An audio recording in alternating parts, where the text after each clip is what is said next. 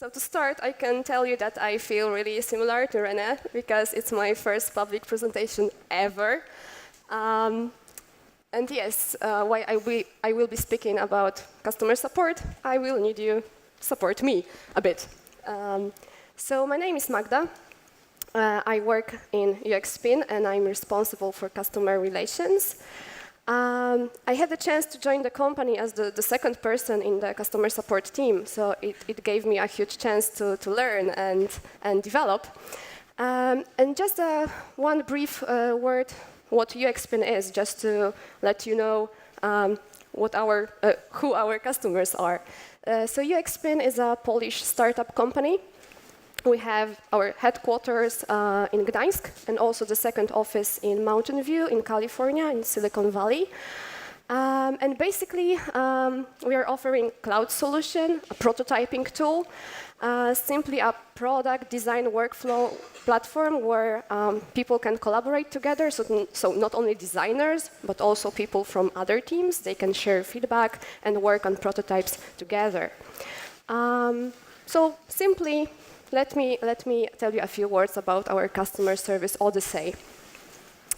And please tell me, is this what you imagine when you think about customer support? No, yeah. All those smiley faces. That's not completely true. I believe that the majority of us may have completely different experiences. Something more like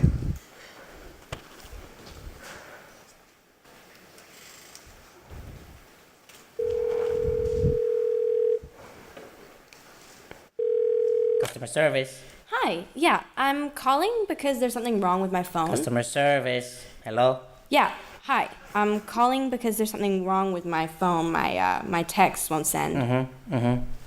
Okay. Can you help me fix it? Yeah, I'm gonna need your name and your phone number, Yeah, please. it's Sarah. And why do you need my number? Yeah, I'm gonna need your number. I'm gonna need your number. Sure, it's 555-21. 555. 218. Okay, calm down. 218. 8182. Stop going so fast. 8182. Got it. Okay, now what? Sarah, are you married? No. Okay, do you have a boyfriend? No. What the hell does that have to do with anything? Just please answer the questions, lady. Please. I need to fix your So phone. confused. Do you want to fix it, yes or no? I mean, I would like to fix the problem, yeah, but... Can we continue? Yes. Can we continue? yeah. So basically, that's quite typical. We either don't receive help when we really need it, or we just feel that the other side is completely not interested in us at all. So take into consideration that you come from different parts of the world. I really hope that you may have various experiences, but as a matter of fact, that's quite typical, right? However, in the parallel universe, customer support, customer service may really be much, much more than a necessary evil. People are very often ashamed when they are asked, okay, so what's your position? What are you doing? So they are really ashamed when they work in customer support. And it doesn't have to be like that. My team is not really stereotypical. There is lots of responsibility lying on our side, which is really good. It's good not only for customers, not only for the whole company, but also it's good for ourselves, right? Because we are motivated. We just fight for more and go for it. And I know that 30 minutes is not enough to tell you everything about what we do. But simply I'd like to limit myself to 4 chapters. So chapter number 1 of our story will be something about human, robots, and good relations. Chapter number 2 about feedback, roadmap. Chapter number 3 will be about customer retention. And the last one, perhaps closest to you guys, will be about writing, content, and community. So let's start. Computers, robots, automated support, or pre-written scripts, also known as macros, everything sounds like a really fast and cheap way to provide help to our users. However, do you remember what happened when Hall took control over the spaceship in the Space Odyssey? Do you remember? for those who don't, we simply needed to say goodbye to Dave, right? It wasn't like a good ending. And that's why robots may not always be the greatest choice. And no matter how cheesy it sounds, how silly it may sound, we do believe that being authentic, being empathic, and really friendly to our users is the key to success. It is the key to good communication. And I really believe that people who not necessarily have this kind of set of skills or this kind of traits of character, they shouldn't do it, simply, as simple as that. This is not something for them. So the other way around. We don't treat our customers as numbers, right? We really believe that one's name is the sweetest music, which is forgotten sometimes. And instead of opening the conversation and saying, "Dear sir," we simply say, "Hello, John. How nice that you reached out to us, right? How is it going?" And this shortening the distance makes a real difference. It makes the difference not only for the customer, because they feel more relaxed, more open towards us, but it also makes a huge difference for us. We also feel better. Because people feel it. They feel if you are really sincere and kind to them, right? This is something that you immediately detect, whether someone is honest or not. And when they feel it, they really appreciate it, and they will give you some love in return. So this is about good relations, reciprocity, right? This is what this all is about. When I joined the company, my position was called Customer Success Coach. Well, coach, really? It has many different connotations, and it wasn't the greatest name ever. That's why we did lots of thinking to turn it into something which will really convey our true value. So now we are responsible for customer relations, and we don't coach anyone, right? And speaking of good relations, is not only important to, create and take care of this nice relation, this friendship with your user, but also important to have this kind of relation with people you work with, right? Your coworkers, not only with the team, right? Because it's, of course, extremely important, but also with other departments, because you never know when you will need something from them, right? And let me tell you one story. In my previous job, customer support team was totally isolated from the rest of the company. We just sat in other rooms, we didn't know our faces, and I simply didn't know developers who helped us solving users' troubles. Very often I didn't know the nature of those troubles. I simply knew nothing, right? And that was really embarrassing. So, for example, when customers called us, asking what was the reason of the trouble or how much it will take for us to solve the trouble, sometimes the only thing I could say to them was asking them for patience and promising that I will get to them as soon as possible. And it was like, getting rid of them, really. That was a nightmare. Right now, it's completely different because we sit in one room, we collaborate with our developers closely, we try just solving troubles together, right?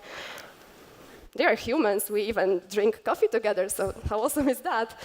And what we did was also humanizing customer to the developers. Because very often they just sit in isolation, right? They are isolated from the reality. And what we did was simply sitting next to them and telling them, you know what, John has a trouble. I know that the trouble is trivial for you because there is some other workaround he can, just apply and deal with it. However, John is just before his presentation. We need to help him. And suddenly, when our developers realized that on the other side there is also a human being, their reaction simply changed, right? We did everything that we can to help John just before his presentation. And about a year ago, there were only two of us, me and my friend, on our night's watch. And very often, And of course, it was before we hired more people, also in US team, to cover time zones better. So very often when we were already after hours, it was like about 10 p.m. or 11 p.m. And we are control freaks, so very often we like check work after work. Suddenly it turned out that some of our users, like for example, had some troubles. They encountered something which prevented them from working, or again, they were just before presentation. And it was, late at night. So what did we do then? I can tell you that we didn't think much. We simply gathered all information, we just grabbed the phone, dialed the number, called developer. It was really obvious. And we are really lucky that our developers understand that as well. However, I'm not completely sure whether their wives understand that too, because it's late at night and they have different needs. And yes, it really pays off to go some extra length to wow your customers, right? Because very often they come back to us saying that, oh my God, you saved my life. And you know what, my client approved the project, so this is really awesome. And nobody forced us to do so. It just came naturally. We just felt this sense of duty, the sense that someone is in need and we need to help them. So it's really something natural for us. And despite the fact that people in general, not only users, appreciate more like high quality of the service rather than its speed. And that's true because not always the fastest support is the best one. We still do our best to improve our 3 key metrics, which is time to first response, time to resolution, and customer satisfaction. Time to first response is simply the time that you need to reply to newly received email. And this is really important to us because apart from being active on social media like Facebook, Twitter, stuff like that, email is the only medium for us to communicate with people, with our users. So that's why we simply need some kind of metric to see whether we are good or not, right? Whether we can improve something. Time to resolution. It's simply about the time that we need to solve the trouble. No matter if we can solve it on our own or with developers. And customer satisfaction is our, in fact, favorite metric because it shows whether people are satisfied with us or not. Okay, so let's go into details. So time to first response. When you compare our April 2015 and April 2016, you can see that we managed to reduce our time to first response by 16 hours. And it was a long way for us to go. We needed to completely restructure our approach to time management. We hired more people. For a very long time, our Polish team was working on night shifts, just to, be better. And in spite of, still improving our outcomes, our results, we never forget about customers, smile, simply their satisfaction. Sometimes we even prefer to have, weaker results, but we never forget about the quality. The smile on customers' face, whether virtual or not, is really the best reward for us. All right, let's move on to time to resolution. It should be me and my friend Mateusz, our developer, but the resemblance is not really good. So yes, we are technical support. We know the product well, right? This is our job to know it well. So very often when we receive a report about the trouble, we check lots of things on our end in the application itself. Just to save, developers precious and quite expensive time. So we do what we can on our end. Later on, we prepare clear tasks, clear guidelines for them. And this is when we are starting to be annoying, right? Because you need to push things forward. You need to make sure that things are done, right? So when you see that your friend is sitting on Facebook, watching some cars, you just go and push it.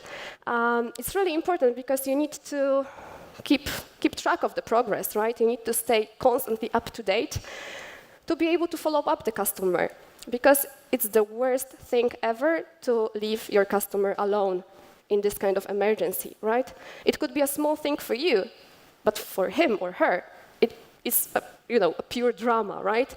So you need to take care of him or her and simply write to them, take care of the whole situation. Even if you are not completely sure how much time it will take to solve the trouble, whether it will be 15 minutes or half an hour, it's the most important thing to be in touch with your customer and calm them down. And yes, there's also some funny situation, because very often when we encountered something frustrating in the application itself, which isn't perhaps the most important thing in the whole company, we joked to each other that, oh my God, it's high time to go and learn programming and solve the trouble ourselves. And in fact, I can tell you that a few of us already started learning programming, so maybe in the future we will be that self-sustaining that we will fire all developers. But don't tell them our secret plan. Okay, let's move on to customer satisfaction. Simply when we reply to an email, in the footer of our message, our customers have a chance to rate us, right? They have 3 faces to choose from: happy face, neutral face, and sad face. So when we receive positive feedback, it's like, yeah, I rule the world, right? I can start dancing. It's really great. However, we also receive negative feedback, right? Then we are heartbroken, we go and sit in the corner, we are crying. But it's also a good chance to make up for it immediately, to turn this negative experience into something good one. However, if you let me be a little bit vain here, most often this negative feedback is more about the application itself, that, for example, oh, you don't have this, you don't have that, rather than rating our service itself. And this is how it looks like in detail. This is like overview, our general statistic. And you can see that we are always about 90-something%, so it's not that bad. I'm not completely sure whether you see everything, but this is how it looks even in more detail. So very often, apart from just clicking the face, like the green one, the happy one, very often our customers have only a chance to send us some feedback, and I can tell you that they are really generous and creative while writing that. So again, I'm not sure whether you see it, but for example, here is one reply, like for example, my friend Natalia has been rated 666 points in the scale of 10. So yeah, they are really, really generous and really creative. And I can tell that it's really, really fun and really a huge motivation for us. All right. So we covered the part about human, robots, and customer good relations. Now let's move on to chapter number 2. It's about feedback and roadmap. Our customers are not our enemies. They are really cool and smart people. They know precisely what they need in their daily job, even though their workflow may vary a bit. And in fact, we are really lucky that they want to share their thoughts with us, right? It's simply time-consuming to write an email, so we are really happy when they share it.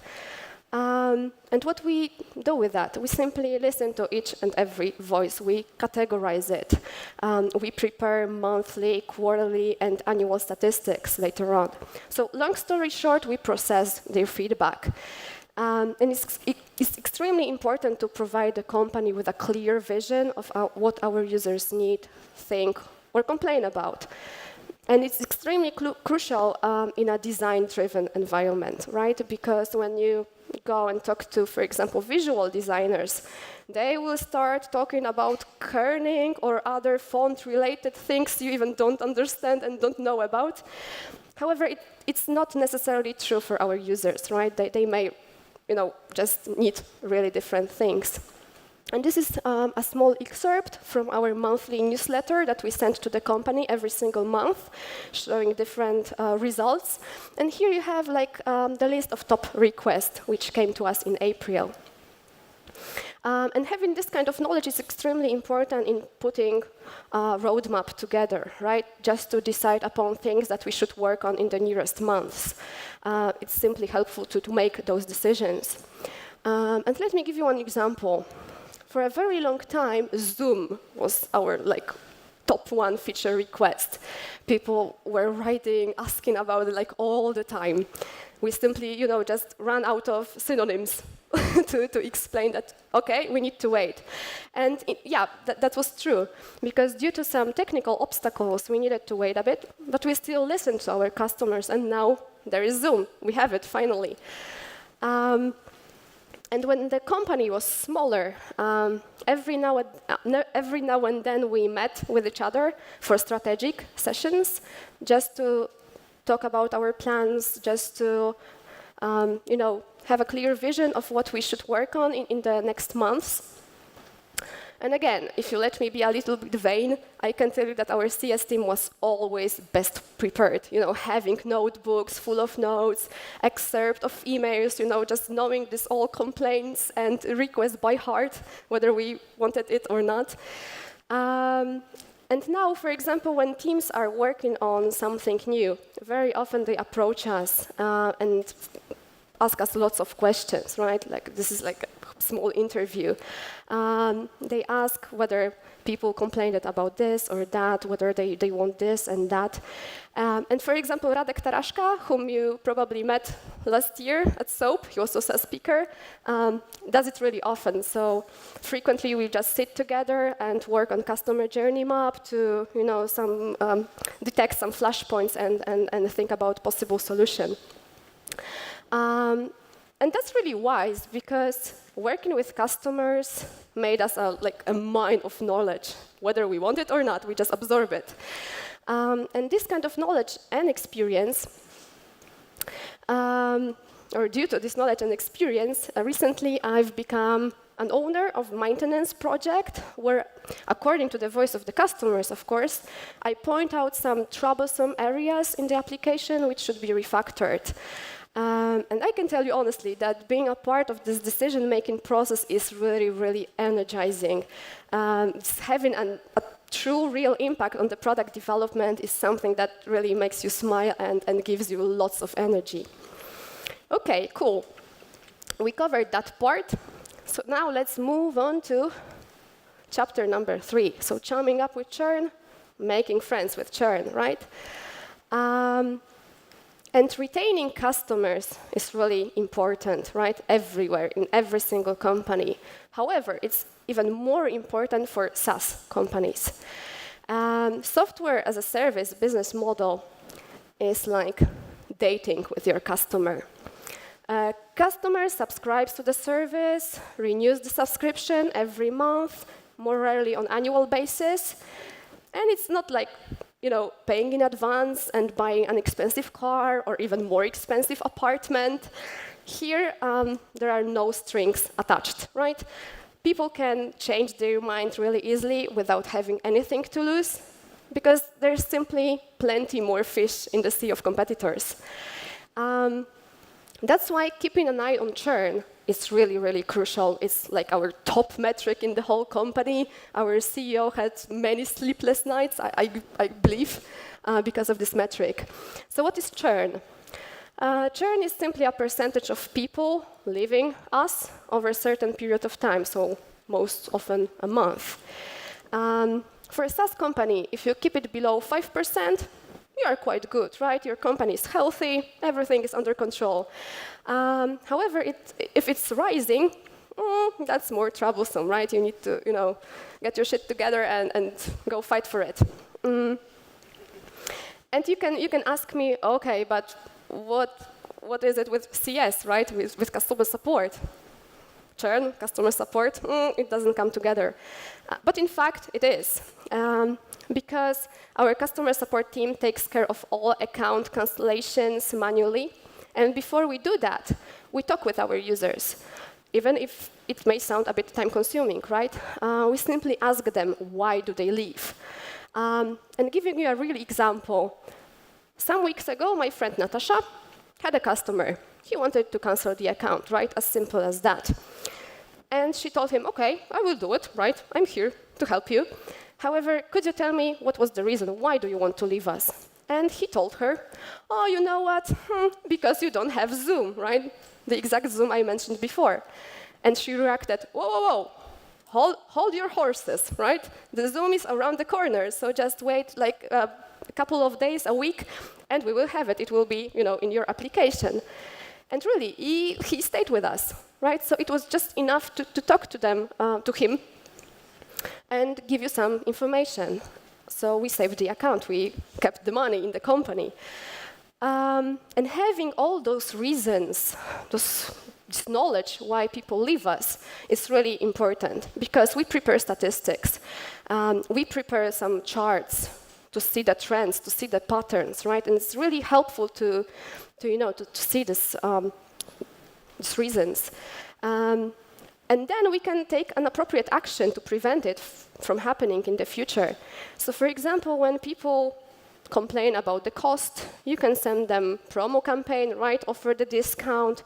Or when the customer mentions somewhere between the lines some troubles with learning curve, you can, send him guiding materials or simply guide him through in person. So that's how it is.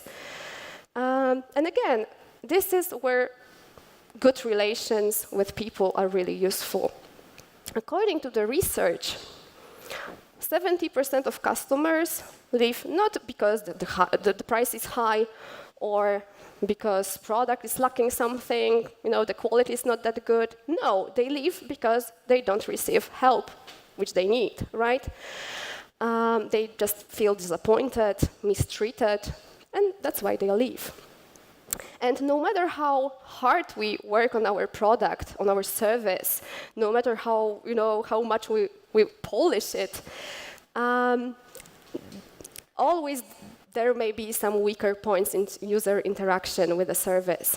So for example, when you have a look at this simplified customer journey map is something that, for example, UX designers are using in their daily work. So when you have a look here, let's say it will be John again. So John is interested in a brochure. He receives the brochure, he reads it. Of course, here we have some weaker experience because reading is difficult, right? So he's not that cool with it. He gets interested, he visits website for more info, but suddenly he has certain troubles with logging in. Oh my God, and that's, the end of the story. He's angry, he's not satisfied, he's screaming. How comes, right? And without waiting too much, he contacts customer service team, right? And they react really quickly. They solve the trouble. And as you can see, it is the strongest point in the whole customer journey map. And then this good experience stays with John, right? He logs into the portal and explores further. And this is something which simply stays with him. And yes, this is where customer support team comes to the rescue, right? We can make up for really lots of unexpected situations. In my team, for example, we don't have any rigid rules to stick to. So when we feel that, for example, the customer suffered due to some severe bug, we can offer him a discount. We can extend the account, simply whatever we feel that's suitable in this kind of situation. And yes, we cannot make our customers stay with us. We don't have such power. But simply we can, we can help them. And the awareness that they can rely on us in every possible situation can really impact their choice to stay with us rather than go and look for competitors. And this is a huge contribution, right? I guess so. All right. So now let's move on to last chapter. And to be honest, dearest to my heart, because I love writing more than speaking. And yes, when I joined the company, there were 20 of us, so not that big deal. And in the early stage of company's development, you can do without project managers. You can simply do without testers somehow, right? We can do it on our own. But you cannot deal without good customer support team, right? Because otherwise you're lost. You will be flooded, right? With complaints or other stuff. You need it. We simply need it. And in this kind of environment, we really had to learn fast. And very often we had to embrace new, quite unusual responsibilities. And this kind of stayed with us till now. So like giving you an example, very often when there is no time to wait for our US team to wake up, yeah, this is the time zone trouble, and guys are about to launch something new in the application, they simply approach me because they trust me, we like each other, and they ask me to proofread their concepts, simply to unborat them, as they call it. So this is really nice because I love to do it, right? I love writing, I love proofreading, so why not? And there is lots of already unborated tooltips, interviews, job offers, modal windows in the application, just name it, right? Every single day brings something new. And yeah, that's really, really nice. And like going another step further, you know that some people are natural-born discoverers, right? They have this need to dig deeply and to find answers on their own before they contact us directly. And that's really cool. That's why having an extensive knowledge base is really crucial, right? Some place where they can get to know new features, where they can see some real examples to be more familiar with what is going on. And I remember the times when simply nobody wanted to write tutorials. No one, right? It was the worst evil for them. So I simply, rolled up my sleeves and simply loved it. It was a huge fun for me. And this year, 3 more people joined my tutorial team, so to speak, and it was really exciting adventure. Because, we are not masters of content. Nobody taught us to do so. So we simply learn by trial and error. We learn all the time. We experiment a lot, right? We know what our users are struggling with, and we know the product well. So this is our advantage. And then we simply, play with it. We experiment with wording, with layout, with visual aids, right? Some screenshots, some videos. We experiment with tags. We learn some WordPress magic, lots of stuff. And I really believe that there is some progress that we made. And some time ago, I read my first tutorial that I wrote. It was like, oh my God, who the hell wrote it? So I do believe that there is some progress that we made along the way. And a huge challenge for us, a huge breakthrough for us all, was creating UXPin community. Because previously, our materials were scattered all over the web. We had something on Vimeo, right, some videos, not that cool knowledge base. FAQ section was somehow forgotten. And we felt that we really need to do something with this overall experience, right, of our users. We need to have the place where they can spend some time and, just learn, explore. And also we wanted to put some emphasis on creating a community around the product. Because, as I mentioned before, our customers are really cool people. They're designers, right? They know some stuff. And they really build complex elements, UI elements on everyday basis, even, better than we, right? Because we don't know nothing about it. And we really believe that it would be awesome if they could just share their experience with other users, right? Yeah, and nobody in the whole company has ever done this. It was like fully, something which CS took care of. And we did it. We did it in 3 months' time. We managed to create self-help place where people can find some tutorials, videos, FAQ, and of course answers, and also users forum, where they can ask questions, meet us, right, more closely, and also interact with other users. So it was a huge, huge, huge adventure for us. And I can tell you that we did everything on all our own. We did all preparations on our own. We did all tests, everything. We even prepared marketing campaign ourselves. It was like email campaign, and also we are trying to be as active as possible on Twitter. And there is still lots of things before us, right? Just to develop the platform further, which is fun. And this is like my newborn child, so please keep fingers crossed that people will simply like it and share their feedback, because we still wait for feedback. And I think this is like the end of the story, like the end of just a brief description of the story. And to sum everything up, please let me cite the classic. Because I really hope that I've told you some obvious things today, because obvious is what we need to be told. This is something that we forget, right? And the greatest need of people is to know how to deal with other people, right? This is really easy, this is really simple, but this is something that we forget about. And I know that it's hard sometimes to change our habits, to change the rules inside of the company. But this effort is really worth it. If you let people be creative, take initiative, make mistakes and learn from them, it really pays off, because they are motivated, they seek for new challenges, and they go for it, right? Everyone contributes from that. And yes, the will is all we need. And I need to apologize you for the last slide that I have here, because 2 days ago I met my friend, and he told me, your last slide is a bullshit. Because when you say sky is the limit, you immediately limit yourself. And that's true, because sky is not the limit. We can achieve everything that we want to, right? We just need to go for it. Thank you.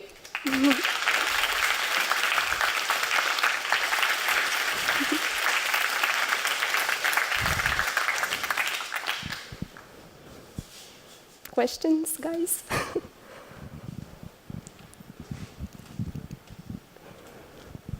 Hi, thanks. Awesome presentation, really. Thank you. Yeah, you're doing great. The question I got in mind is, when you get when you see your customers wanting new features, for example, someone about this Zoom thing, right? Yep. So basically, do you just wait for enough people to mention the Zoom and start going on, or is it kind of any process that you do, like ID verification? Maybe one person mentions, "Hey, I want the Zoom," and then do you do anything like go out there and ask, "Hey, anyone else wants Zoom?" So how do you verify if this is new feature is just a flimsy request of one person, if it's the need across many people? Thank you.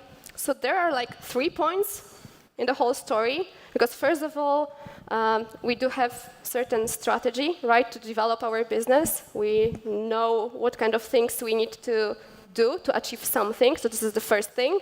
The other thing is that our UX designers are really active, and very often they do some interviews with the customers.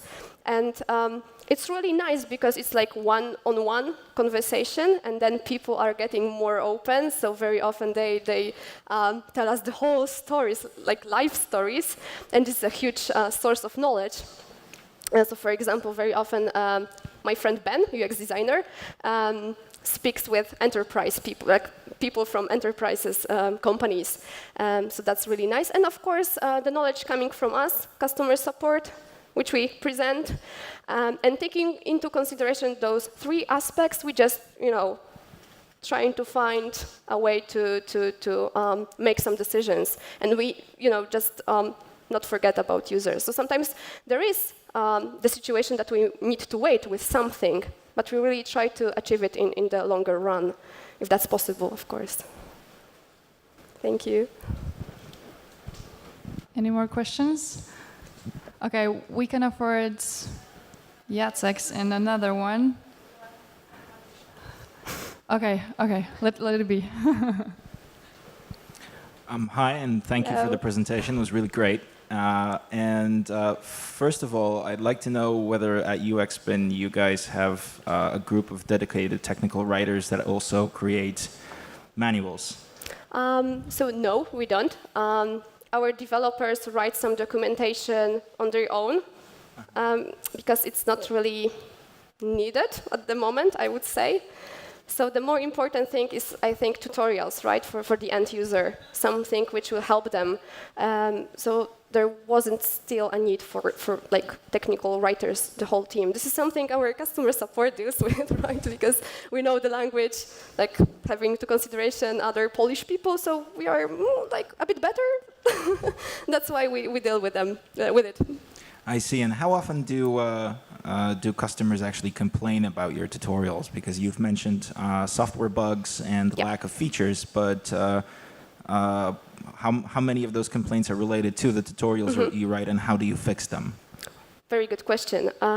Because some time ago, we had really poor knowledge base. And as I mentioned in my presentation, all our materials were scattered all over the web. So very often, they simply didn't know where to find the answers, whether they should go to YouTube, where we have some old stuff, so not very good choice, Vimeo, or where, right? So they were lost. So they were complaining about it, that you don't have any materials? Oh, we do have. Let me share you the link, right? So that was the most troublesome. Because later on, when they know where to find it, that's cool. That's really cool. Sometimes they complain that, oh, I've got the typo, right? So thank you, you're keen eye. And yes, this is something I really wait for, because as I mentioned, I'm not an expert. I just like writing. That's why I do it. But I really like to hear the feedback. I really wait for it to know what should I perhaps improve.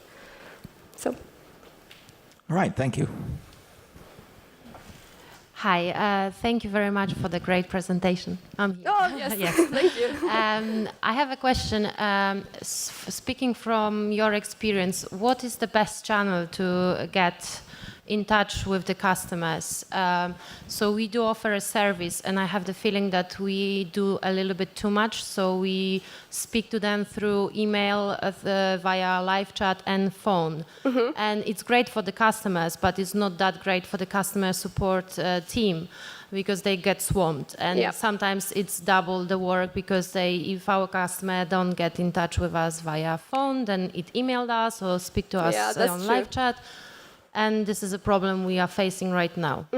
So when I started working in UXPin, as I mentioned, there was I and my friend Bartek, so just two of us, and we had chat. We had live chat. We had live chat, and it was too much for us, because having two people, right, emails and live chat, very often those conversations was really long, right? First of all, we solved the problem, but then people were asking, oh, so you're from Poland. I'm from Australia. So, let me show you some photos if you don't believe me. And we really cannot afford that, right? So we needed to resign from live chat at some point. And we right now are solely focused on emails. And of course, social media, because, this is our life. It is the quickest way to get in touch with people. However, we want to get back to chat if we feel that this is really the right time, if we feel that our team is that big that someone can really do it like on everyday basis. So it is a difficult choice, of course, because we need to be everywhere to communicate with our customers, but sometimes we need to simply make the decision. So you don't use phone numbers? No, because our customers are, from all over the world. As ours. So right now, no phones, just emails. And what do you think, how important is to display the phone numbers? So, I don't know, it's old school, in your opinion, getting in touch, or email is enough? Speaking also from experience. I think it depends on the business, what kind of business it is. Because very often, for example, in our case, we need to check things in the application. Very often, people are asking us for guidance. So, okay, I would like to build really complex accordion menu. And you sit there for 20 minutes trying to build this bloody accordion menu, right? Prepare some screenshots, prepare some GIFs, just to, guide them through. So this is something that you cannot do over the phone, right? I cannot imagine that. Maybe some video conference, right? It's more close. But if you feel that the trouble could be solved via the phone, and if you feel that your customers need it because it's convenient for them, why not? Why not? I think this is just a matter of, assessing the situation. Okay, and our last question. Yeah. Can I? Yeah, I am Manisha. And Here was the this question. Was a very good presentation. Oh. Yeah. Front row, yeah. I have a very small question. So which platform did you use to create that portal where the customer can come and view all the Community, right? Yeah, correct. So it was, that's tough story, I can say, because it was completely side project. We didn't have workforce in the company to do so, and not that much money. So I simply did my best to arrange that. So we simply outsourced one person. We built it on WordPress. WordPress. Yeah. And we still wait for the situation where perhaps I will get the developer to help me with that and develop it further. So right now it's more like MVP. We will see how it works, and perhaps we will do something more. What was the result of introducing that in terms of reduction in customer support calls? You mean community, right? Yeah. So again, it's really helpful because it influences time to first response positively, because when people can help themselves, they don't have to write to us, right? There will always be people who prefer like face-to-face contact, and that's nice and unavoidable. But still, this kind of place where you find everything, videos, stuff, you don't have to, go and look for it. It's really, really time-saving, and it reduces the frustration of the customer, and it's also helpful for us then, right? So did you calculate some percentage? Um, Did you calculate some percentage in terms of percentage of reduction that happened? Not yet. Okay. Not yet. It's still like under development. I'm working on right now some analytics to measure it, so we will see. Right now it's still, in progress. Okay, let's continue during the lunch break, okay?